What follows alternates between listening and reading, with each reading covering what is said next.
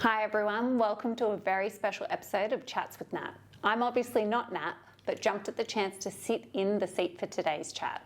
I'm beyond excited to introduce someone who's not just my colleague, but also a dear friend and the heart and soul of Hastings+Co. Natalie Hastings and I have been working together for an incredible 11 years, and her journey in building this amazing company has been nothing short of inspiring. Natalie kick-started Hastings+Co from a spare bedroom in 2011, and today the business is an industry leader in real estate solutions with clients across Australia and New Zealand. Her passion for client-centric service, her knack for innovation, and her unwavering ethics have been a driving force behind our success. In this chat, we'll get a glimpse into Natalie's incredible journey. We will look back and look forward. We will get Nat's insight into our industry challenges and maybe even a sneak peek into her favourite fashion trends and other interests that make Nat, Nat. Natalie Hastings, thanks for being here. Thanks for having me, Shannon. Let's chat. It's exciting. I want to go back 2012, like before the business started. So obviously you had this idea, you're working with MRI or Rockend, now MRI at the time. Yeah. What was it, do you think, that was like that final kind of like push to be like, nah, I'm going to do this? Good question. It was certainly something that I had contemplated for a long time. So going into hundreds of businesses over those years, working for MRI implementing the software, certainly saw a need for it very early on in the piece. And I thought there was a gap in the market, but it ended up just being a driving force that I couldn't actually go to sleep at night. It was all I was thinking about was starting the business. That's so Nat. Yeah. Get an idea and do my hand and I couldn't get out, and you know what I'm like when I get hyper focused like that, and I was just in that zone and I couldn't shake it. Yeah. Were there nerves? Was there anxiety? Was there, like, talk me through that, like? I don't think there was nerves. I think it was probably more excitement. Yeah. When I get like that, I'm very much just about the excitement and the thrill of it all. There was probably a little bit of nerves, but it was probably more excitement. Yeah. But I literally had $7,000 to start the business, loaned from my mum. And that's how we got started.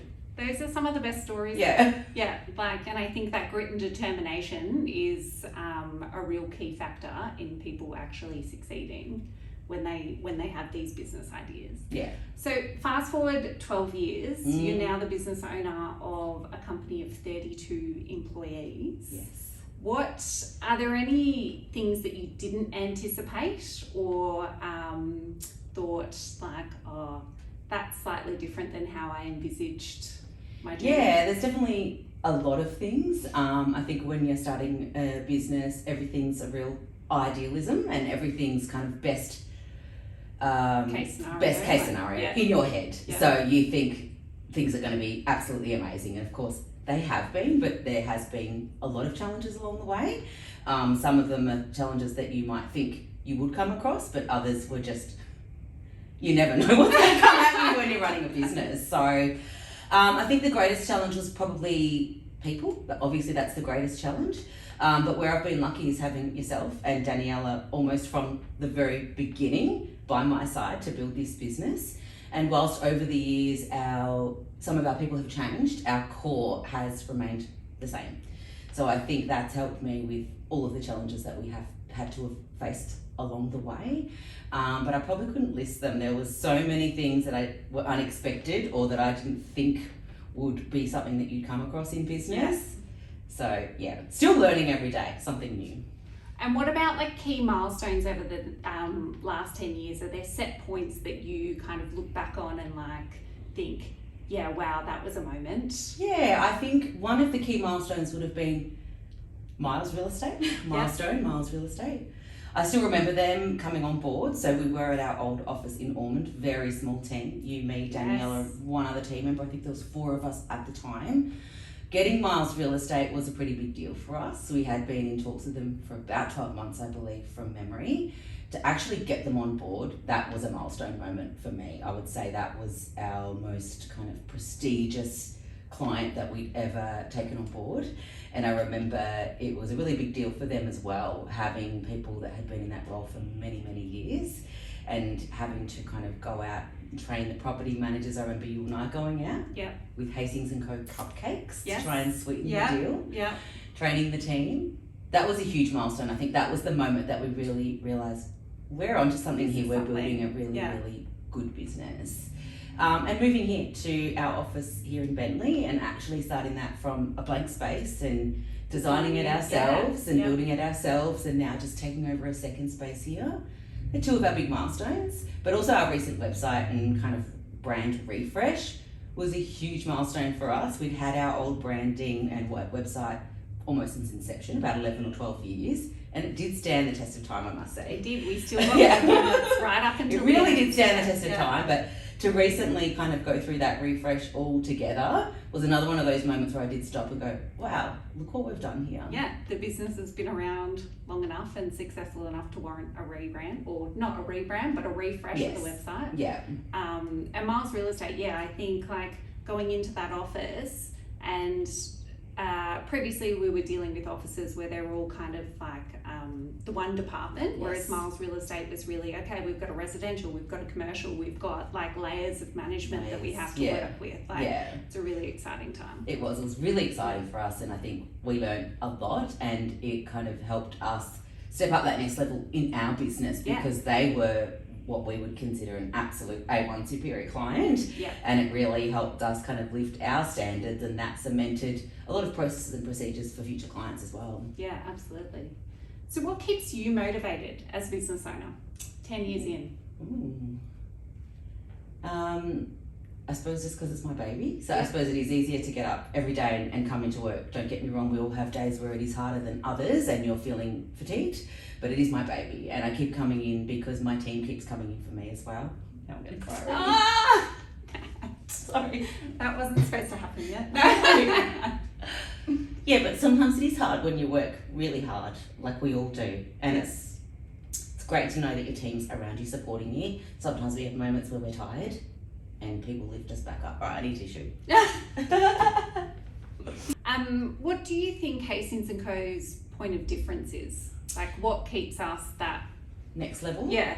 I think we have a few different key points of difference. I think we have a strong training background. So you, me, and a couple of other team members, we're actually trainers. We love training, we love change management, we love identifying efficiencies, and we love software. So although we're a trust accounting business, we certainly have a lot of strength in other areas. We've all worked in real estate, or most of us have worked in real estate before, either as a property manager, including us, very short stint. I did 9 or 10 years. So I think we can absolutely empathise with our clients. We know what they are going through day to day. We've done their work before, or we've worked in the real estate office before. But also our team is very broad. So obviously we have people that have come from real estate, or we have people that are actually accountants that specialise in finance tasks like your depreciation and your BAS and your GST, or we have team members that more specialise in sales, commercial, residential. So I think we just have a very broad range of expertise, and because of the size of our team, we can certainly draw off each other and learn a lot from each other. Yeah, absolutely. Like, I'm in awe of this team, and I think I said it in my chat, like, just, the knowledge that's in the business. It's huge. Yeah, it's huge. Would you consider yourself a software nerd? I'm not sure if nerd's the right word. I think everyone likes to tease me that I'm a button pusher, so it goes without saying that I'm not afraid to try software. I mean, I'd probably be a good tester. I like breaking things. I like seeing if I can find a feature or find an efficiency. Yeah, I'm probably a software nerd. Yes, I admit it. And what is it about the, because I think one of the things that like sets us apart is the training that you said, but also the processes that we build, whether it be internally or externally for our clients. What is it about the training and building processes that you, I guess, like, what's the word, you get so enthusiastic about? Yeah, good question. I think that probably stems back to my Rock End or MRI days when I was out implementing software, so taking them off one program onto another program. Working with a client in that type of change management is actually huge, and it's very overwhelming and daunting for the client. And there's so many moving parts at any given time that it's very easy for things to slip through the cracks. Absolutely, yeah. So when I started that role, there wasn't really a process to follow, and because I was learning and I was new and I was learning from my mistakes or finding each implementation that I did something new that I didn't know to look out for, I decided to build something back then. So it was probably 12, 13 years ago. So I remember at that time I locked myself in a bedroom. I got into one of those hyper focus modes that I get into. My family did actually have an intervention that I was working too much.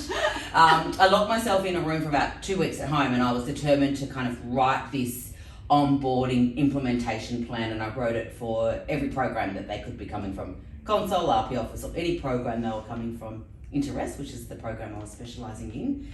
Obviously, I'd done a few at that time, so I knew the loopholes to look out for.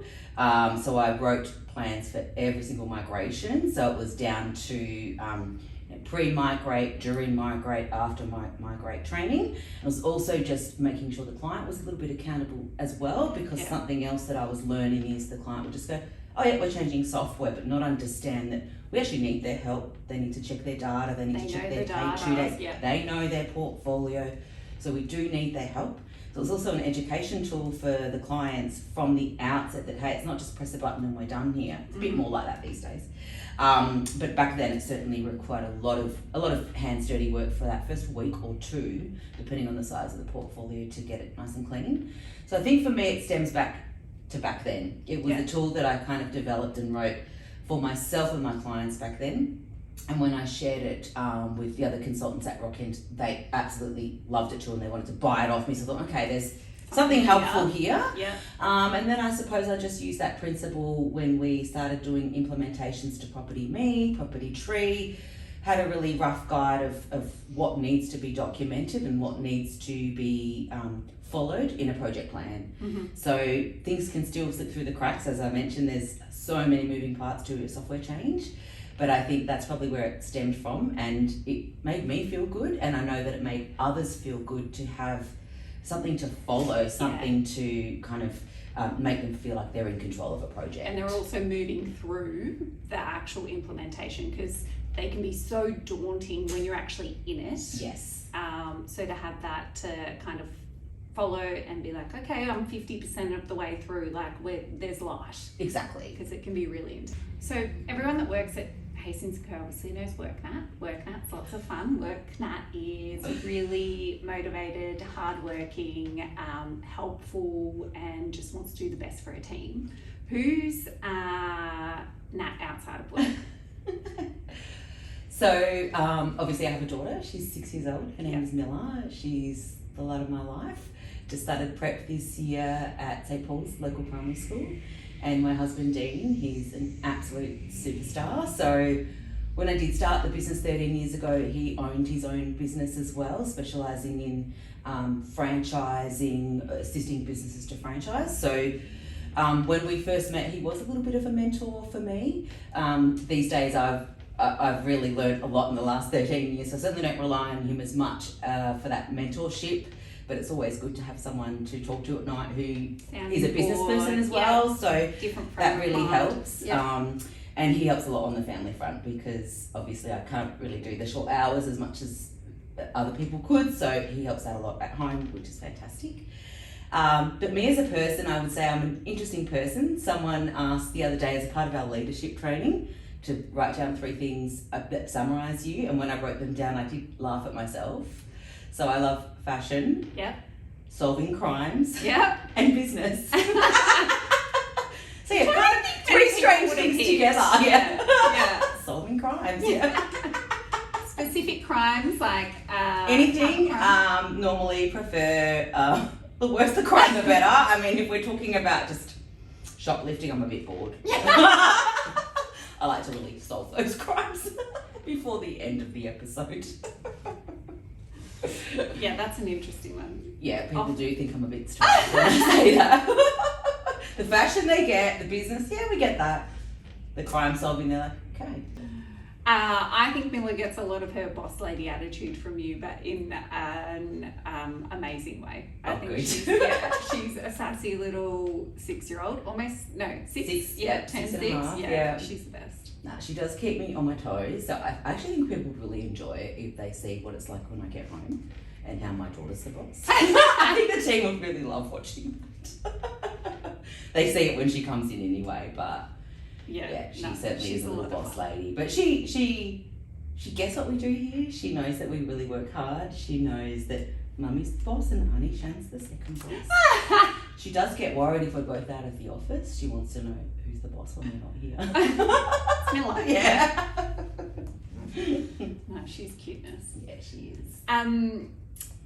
What advice would you give to Natalie Hastings of 10 years ago in starting the business? Toughen up. The first thing that comes to mind is toughen up. I certainly was a bit of an idealist. Like I mentioned before, when I was so excited about starting the business, it was all positive thoughts. I wasn't really thinking about the risk or the negative. I think I did understand the risk. But certainly when I look back over the early years, I took everything so personally. So if a team member resigned, or if we lost a client, or if someone didn't behave in a way that I would behave, I actually took things really, really personally. And I've learned to toughen up. I've learned that over the last 10 to 11 years, that business is business. And whilst I love my business and I'll be passionate about it, sometimes I just have to toughen up. So that's probably been one of my biggest lessons, that I can't take everything so personally, and I haven't got time to be sensitive about things. It's business. Yep. And has your mindset changed at all, like now that you are a mum of an adorable little 6-year-old? Yeah. Like, has your motivation, do you think, changed at all towards the business, or have you become even more motivated to set an example for your daughter? Like, how has that affected you? Yeah, it's been interesting, because I don't think I've changed hugely. Like for the first, I obviously took maternity leave, and that was such a great time to have that time off. I initially thought I was just going to take off the 6 months, but then I remember calling you about 5 months going, yeah, it's not going to be enough. So I stretched it out to the 8 months. So when I first was pregnant, I just thought I'd just go back to life like normal, but that's actually not the case. Yeah. You realise that when you have a baby. So I did really, really enjoy the time off. And then I remember I did transition back in quite slowly with the 2 days a week, 3 days a week. But then when I think she was about 1, I was back to 5 days a week. And it's kind of just been full-time again from there, and it is what it is. Sometimes it is challenging because I might have work things on my mind, or things that I feel like I need to prioritise over my home life or my family life.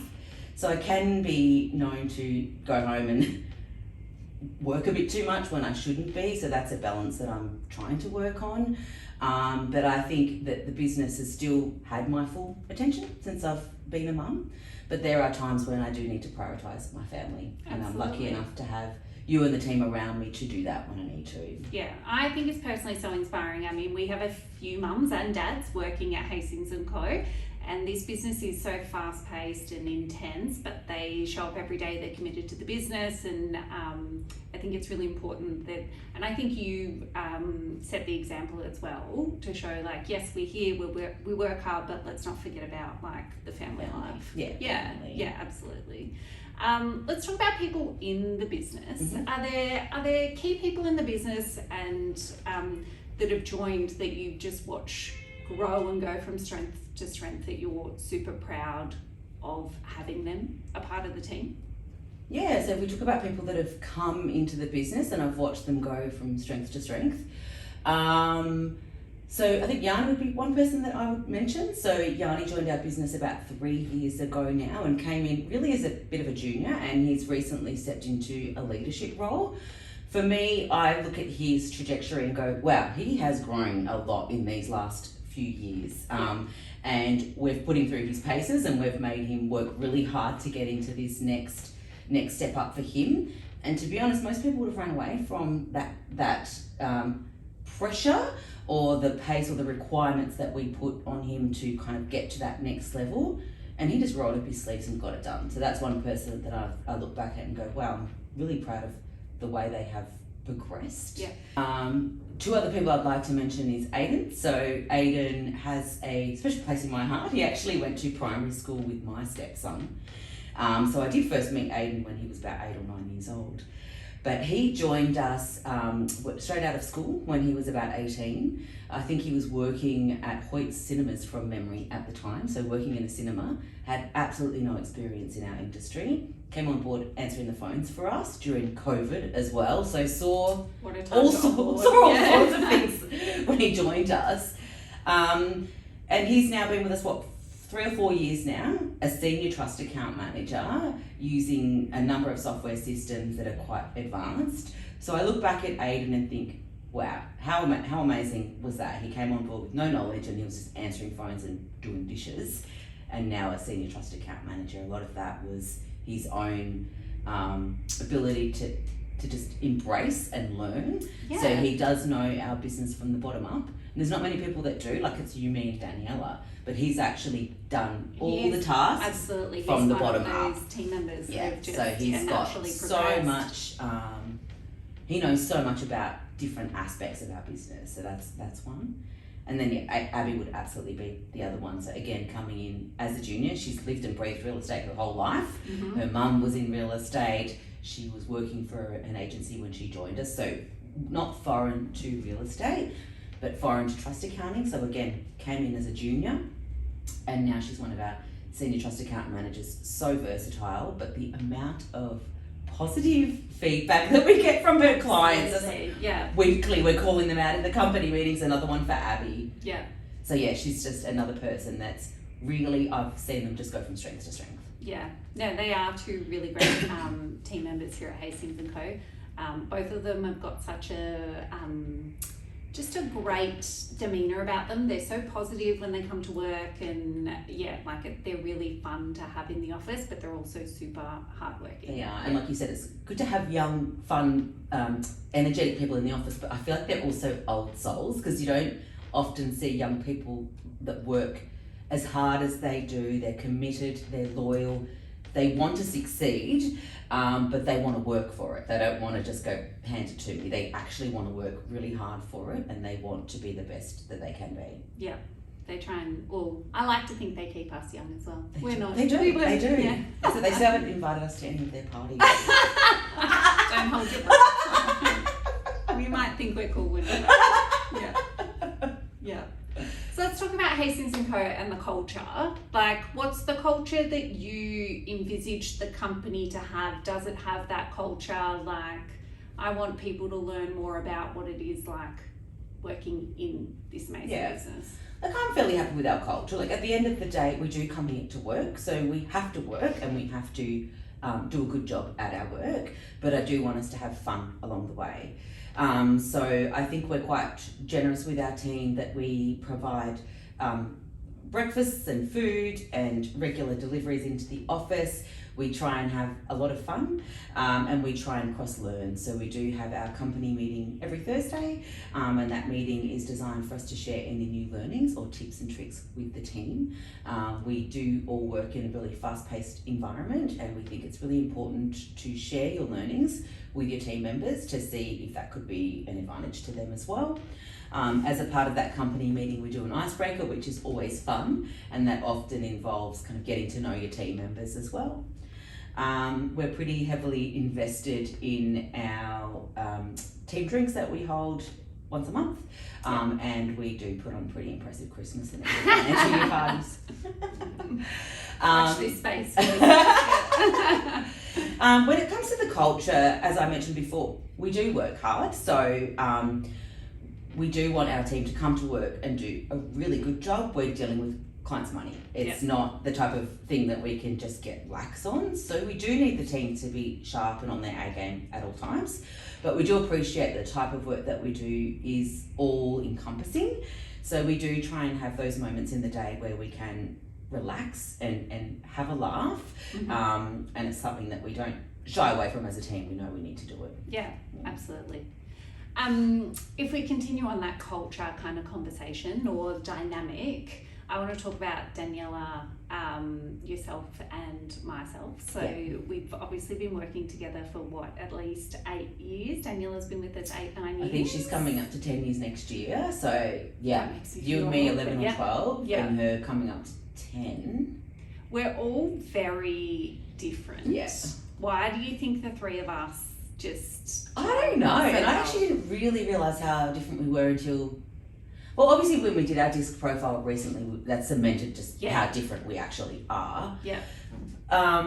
It's really interesting, isn't it? Because we all are really different. Yeah. But we all get along so well at work, and we've always got along really, really well. But I think it's the fact that we do get along so well that we're actually not afraid to challenge each other. That's true. Yeah. So sometimes we just challenge each other without thinking, and other people in the room might be going, "This is uncomfortable." And we're like, What's wrong? There's something wrong. So I think that closeness means that we can challenge each other. There's a lot of trust there. Like the three of us really trust each other. If we say something's going to get done, it's going to get done. Or if we have a gut feeling or a concern, we know, hey, there's something valid here. Let's listen in. Yeah. I also think as well, like if we're working through something, one of us isn't shy in coming forward and saying, hey, have you thought about this? Yes. Or what happens if this happens? Like, absolutely.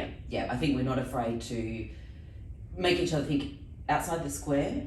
But just all so different, but obviously we have some things in common, being our work ethic, our passion for Hastings & Co. Can't thank you girls enough to have that same passion for this business that I do. So those things are what's been able to get us through and create such a successful business. But now I'm realising how important those differences are. Absolutely. If we were all the same, we would actually be sitting back the same size business 10 years ago. Or I'd be out there cracking my cowboy whip going a little bit crazy with the ideas, but I need you and Daniela here pulling me back going, hang on, let's think this through, or let's be practical with this. So it certainly really helped the way in which we've navigated the ship. Yeah. Knowing each other for so long as well, and it is a little bit like entwined as well. So I think like you came out to a real estate office that I worked at, where my now husband worked at as well. So you knew my husband before you met me. My husband's brother went to school with Daniela's husband. Yeah. Like it's just all very, and then like Dean's absolutely obsessed with Daniela's husband's family's cafe. He's been buying from their patisserie for 20 odd years. Yeah, so there's a lot of connections that we just didn't even know existed. Yeah. But it's really interesting that they're all there, but we didn't know they existed. No, not at all. Let's talk about the disc profiles, because I think the one that we knew that was going to come back the way it did was your profile. Like, ask anyone and they knew that you were an I. Yeah. Was there anything in reading that profile? I mean, even you knew you were an I. Yeah. An influencer for those playing along at home. Is there anything in reading that profile that kind of you resonated with, or anything that really surprised you? Yeah, there was a lot that resonated with me. So I read through that profile and it did cut a bit deep. Like there were some things I was like, oh, I don't like reading this, but it's true about me. Some of the things in the profile that stood out for me is that I'm a people pleaser, and I think it's my responsibility to make people happy. So if I'm sitting in a room of people and if someone looks unhappy, I actually think it's my job to make them happy. I realise now it's not my job, and it is something that I'm trying to work on, but it is still a skill that I think has helped me in the business, that I am aware of people, their feelings, inclusivity, making them feel a part of the team. So I do think it probably has been a benefit in the way in which the business has grown. Something else that stood out in the profile, which is just me, is that influencers have big gut instincts and they like to follow them. That is me, 100%. I do look back at times in the business where I had gut instincts and didn't follow them, and I now know that I could have, or I should have. But I think also just the whole profile about you and I being the complete opposite. Yeah. I'm pretty sure if you put our profiles together, you would make like I saw you roll your eyes when I spoke about gut instinct just then. You're like, no, there's a formula. We were complete opposites, and there was a podcast that I listened to one night, and it was about how we should work together. And so many times I did laugh. So invested. Yeah. In that. Like just listening to it, there was times I was like, oh my god, that's me, Shannon. Like times when I laughed, or times when I was like, I rolled my eyes at you. Like, all right, so it's not just one way. It's a two-way roller, yeah. It's so true. But I need that. I know that I need that. I need someone to stop and make me go, hang on a sec, let's also just reality check here. It's all, I love the idea and the concept, but let's look at the pros and the cons. But I think the same could be said for me as well. Like I get so stuck in my kind of way of thinking. I need someone like yourself to push me or to think like, hey, let's not like spend 3 hours digesting this. Let's just let's just take a chance here and see what happens. Yes, absolutely. Yeah. Oh, that's, it was definitely interesting to read through it, but it made so much sense. It really does. And I think even then looking at Daniela's, that piece of the puzzle when looking at our profiles or personalities, you're like, yep, that makes complete sense.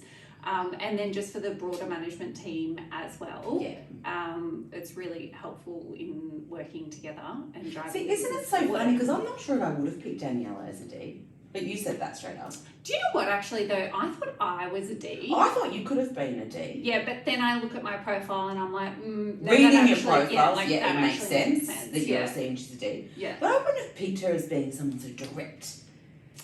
Oh, but maybe it's just because I'm so used to it. Yeah, maybe you don't see I don't see that side. You just see Daniela. I just see D. Yeah. Daniela, not the direct. What's next for Hastings & Co? Where do you see this business going?